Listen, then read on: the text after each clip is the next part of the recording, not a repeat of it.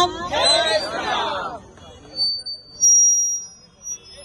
आज आपण इथे साळपेट नाक्यावर वसई विरार महानगरपालिकेच्या परिवहन सेवेची विरार ते अर्नाळा हा रूट होता आणि त्या रूट आगाशी मार्गे अर्नाळ्याला जात होता, पण साळपेट मधल्या लोकांना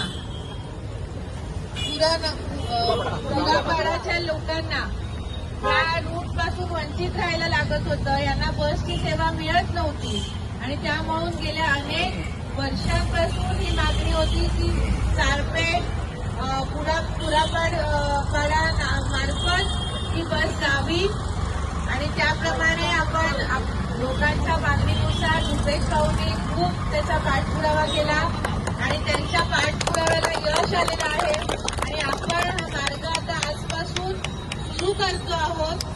पण याचा प्रचार हा जास्तीत जास्त लोकांमध्ये झाला पाहिजे, लोकांना याचा जास्तीत जास्त फायदा मिळाला पाहिजे, यासाठी आपण सगळ्यांनी प्रयत्न केले पाहिजे आणि येत्या 1 महिन्यामध्ये आपण यांना दाखवून देऊया की खरंच लोकांची गरज होती आणि या बसेस पूर्ण फुल होऊन इकडनं गेल्या पाहिजे, त्याची काळजी तुम्ही सगळ्यांनी घेतली पाहिजे। तुम्हाला सर्वांना खूप खूप शुभेच्छा आणि हा मेसेज जास्तीत जास्त लोकांपर्यंत द्या।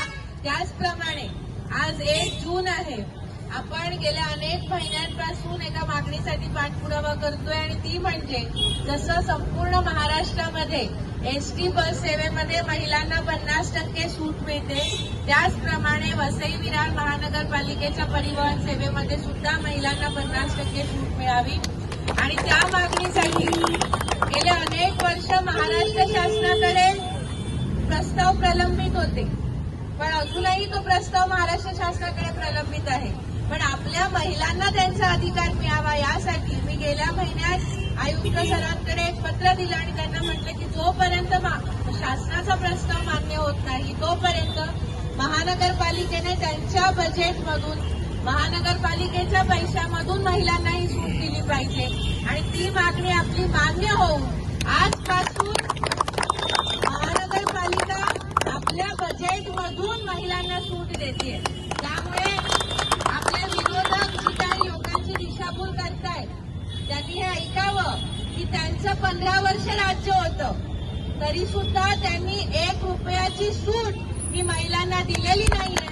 बीजेपीचे आमदार आल्यानंतर ही सूट आपण करून घेतलेली आहे आणि महानगरपालिकेने महानगरपालिकेच्या पैशामधून ही सूट आपल्याला दिलेली आहे जी त्यांना कधीच करणं शक्य होतं, पण करण्यासाठी इच्छाशक्ती लागते, ती इच्छाशक्ती आपली आहे म्हणून हे झालेलं आहे। त्याच्यामुळे ह्याचा सुद्धा प्रचार जास्तीत जास्त महिलांमध्ये आपण सगळ्यांनी करावा। तुम्हाला सगळ्यांना एकदा खूप खूप माझ्या शुभेच्छा, महिलांनाही शुभेच्छा। धन्यवाद। जय हिंद।